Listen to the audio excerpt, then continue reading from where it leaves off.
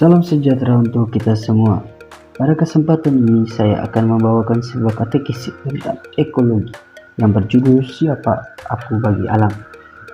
Ini adalah sebuah refleksi teologi filosofis tentang kedudukan manusia dalam kesatuan dengan alam dan hubungan timbal baliknya. Pada bagian pertama, saya akan menjelaskan tentang hakikat manusia. Manusia adalah ciptaan Tuhan yang luhur. Manusia menjadi sosok yang unik karena dikaruniai akal untuk berpikir. Manusia diidentikan juga dengan Tuhan. Pandangan ini datang dari ajaran agama yang mengatakan bahwa manusia itu serupa dengan Allah. Serupa bukan berarti sama. Manusia tidak bisa sama dengan Allah. Allah lebih dari manusia karena Allah berkuasa dan yang paling tinggi kedudukan dari manusia.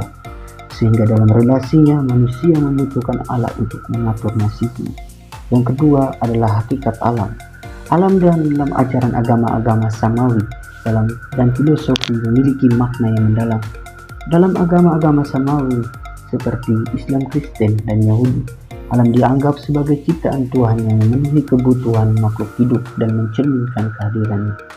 Penganut kepercayaan tradisional seperti dalam Hindu menganggap alam sakral dan sering melakukan ritual untuk menghormatinya, menunjukkan kepedulian terhadap ekosistem.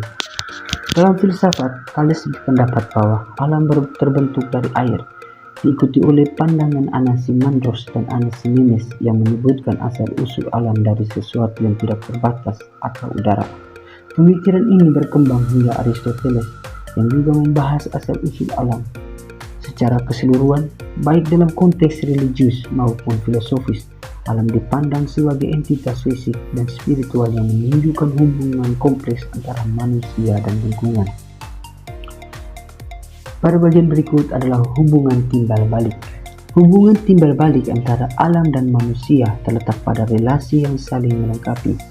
Alam menyediakan kebutuhan bagi manusia, sementara manusia bertanggung jawab untuk menjaga dan melestarikan alam. Pandangan Heidegger menekankan bahwa ruang adalah hasil pembersihan dari alam liar untuk dijadikan tempat tinggal dan aktivitas manusia. Keseimbangan dalam hubungan ini sangat bergantung pada karakter masing-masing. Jika komunikasi antara keduanya baik, akan terciptanya keseimbangan. Sebaliknya, jika terjadi konflik, dapat mengakibatkan kerusakan ekosistem.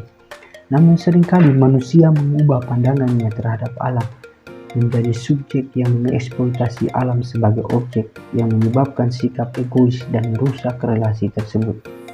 Yang berikut adalah interkoneksi. Interkoneksi antara manusia dan alam menunjukkan bahwa keduanya saling bergantung. Manusia membutuhkan alam untuk memenuhi kebutuhan hidup, sementara alam menuntut perhatian dan perawatan dari manusia. Pandangan yang keliru adalah ketika manusia menganggap dirinya sebagai penguasa alam, mengeksploitasi tanpa mempertimbangkan dampak. Konsep spiritual juga mengikat hubungan ini, di mana alam dianggap sebagai manifestasi keilahian.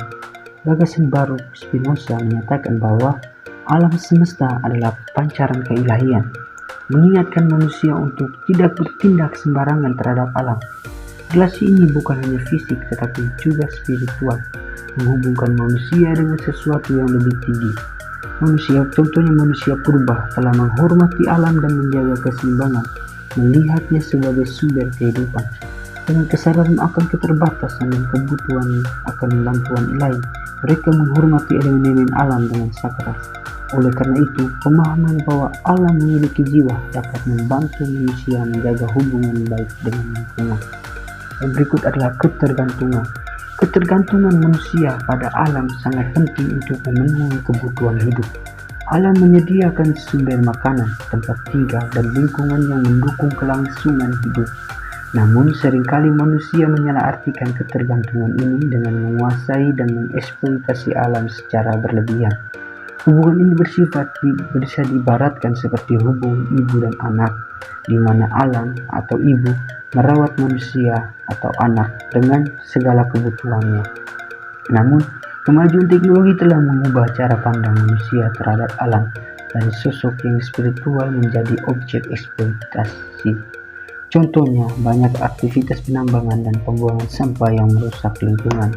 Saat ini ketergantungan manusia terhadap alam tidak lagi mencerminkan hubungan harmonis, tetapi lebih kepada pemanfaatan yang merugikan. Hal ini mengakibatkan kerusakan ekosistem dan mengabaikan nilai spiritual dan keseimbangan yang seharusnya terjadi. Poin yang berikut adalah kesadaran ekologis. Kesadaran ekologis menuntut manusia untuk menyadari bahwa mereka dan alam adalah satu kesatuan yang tidak terpisahkan. Manusia harus melihat alam sebagai jiwanya, karena kerusakan alam berakibat pada kehancuran manusia itu sendiri. Pengetahuan tentang moralitas sangat penting dalam membangun kesadaran ini, yang mencakup relasi antara manusia dengan sesama, dengan alam, dan juga Tuhan. Relasi manusia dengan sesama dapat meningkatkan kepedulian terhadap lingkungan, seperti dalam praktik daur ulang oleh perusahaan yang mempertimbangkan dampak limbah. Relasi manusia dengan alam mengingatkan bahwa eksploitasi berlebihan dapat menghilangkan tempat tinggal. Sementara itu, relasi dengan Tuhan menempatkan alam sebagai manifestasi keilahian, sehingga manusia harus menghormatinya. Dengan demikian, kesadaran ekologis tidak hanya tentang pengetahuan, tapi juga tentang sikap dan tindakan yang mencerminkan penghormatan terhadap alam sebagai bagian dari kehidupan yang lebih luas. Akhir kata, untuk menyimpulkan semua pembahasan itu di tersebut, maka saya akan menyimpulkan bahwa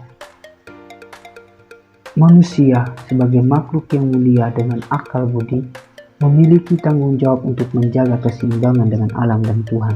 Meskipun diberi kebebasan berpikir, manusia seringkali melakukan kesalahan dengan menganggap diri menguasai alam. Oleh karena itu, kesadaran akan hakikat spiritual ekologis manusia sangat penting untuk menciptakan hubungan harmonis dengan lingkungan dan Tuhan, serta menghindari kerakusan yang merusak keseimbangan ekologis.